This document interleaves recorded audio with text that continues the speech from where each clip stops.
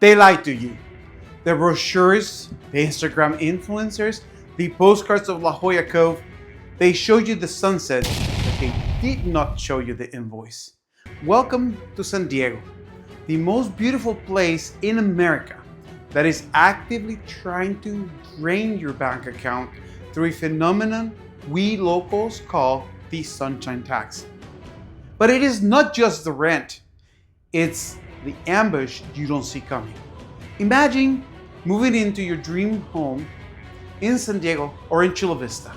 You turn on the AC for 3 days because it's 85 degrees, and 30 days later, you open your email from SDG&E and you're expecting about $150. Try about $650. In San Diego, we have some of the highest electricity rates in the nation. I've seen families move here from Texas or Midwest who literally cry when they see their first utility bill. If you don't understand time of use, billing, or how to audit coastal properties installation before you sign a contract, you're just not moving to paradise. You're moving into a financial trap. But don't pack your bags yet. The money is just the first hurdle. Talk about the time you're about to lose forever.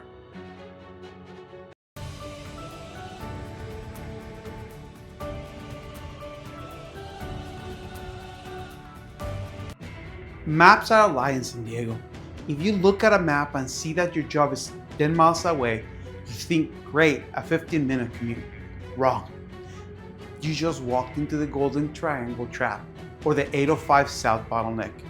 In San Diego, we don't measure distance in miles. We measure it in survival. If you live in the South Bay and worked in Sereno Valley, you aren't a resident. You're a professional commuter. You will spend 10 to 12 hours a week staring at the bumper of a Prius. That is a part-time job that pays $0. But here's the scary part no one tells you. The microclimate shift. You may choose to live 15 miles inland to save $500 a month. But while it's a gorgeous 72 degrees at the coast, it is 98 degrees in the backyard in East County. You'll spend that $500 you save on the AC bill we just talked about a little bit ago to keep your dog from melting.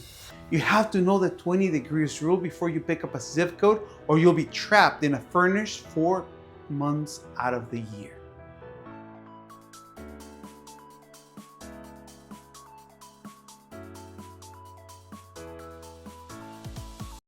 You spend $20,000 to move your entire life here for 300 days of sunshine. You arrive in May 1st, you wake up, it's gray, it's misty, it's 62 degrees.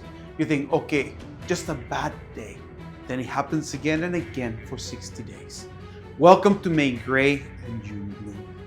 For 2 months, the Pacific Ocean decides to hide the sun behind a thick, wet blanket of marine layer. If you're a beach lover, this is your nightmare. You'll see tourists in shorts shivering in the sand while locals are wearing North Face jackets. People get depressed. They feel cheated. They moved for the California dream and ended up in what looks like a rainy day in London. But there is the secret: pleasure. While the rest of the world is burning up in August and September, that's when San Diego actually becomes the postcard. If you can survive the gloom, the local summer is your reward. But most people quit before they get there.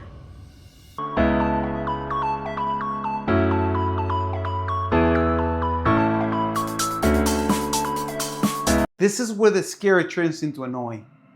San Diego has one of the most unique and cramped urban layouts in the country. Our airport is right in the heart of the city. That charming historic bungalow you found in Point Loma or Bankers Hills, it's beautiful until 6:31 a.m. when the first flight to Phoenix takes off directly over your chimney. You can't hear your TV. You can't have a conversation in your backyard. You are living in a wind tunnel. And then there is the zoning gamble. Because our city is old and space is limited, you may find a quiet street that is 3 blocks away, yet turns into a nightlife district. Or Tuesday night, it's peace and quiet on Friday night, but people are Ubering to curve and shouting until 3 a.m. You have to check the flight paths and the noise, the contour, the things that most people don't even know exist. Without that info, you aren't buying a home, you're buying a headache.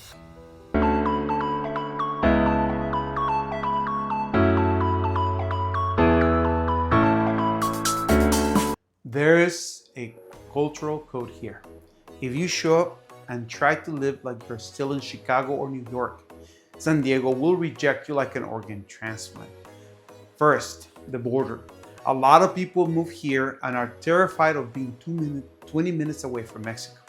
They see the headlines and they stay away. That is the biggest mistake you can make. The pleasure of San Diego is the binational culture.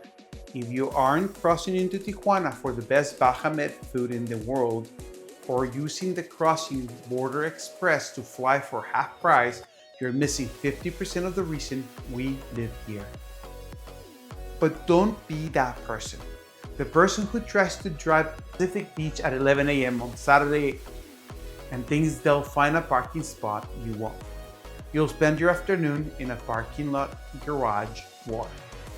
To live here, you have to learn the backdoor, entrances and exits, the Sentry Pass secrets, and how to respect the local rhythm. If you don't, you'll always be a tourist in your own town, and you'll pay the outsider tax in every transaction.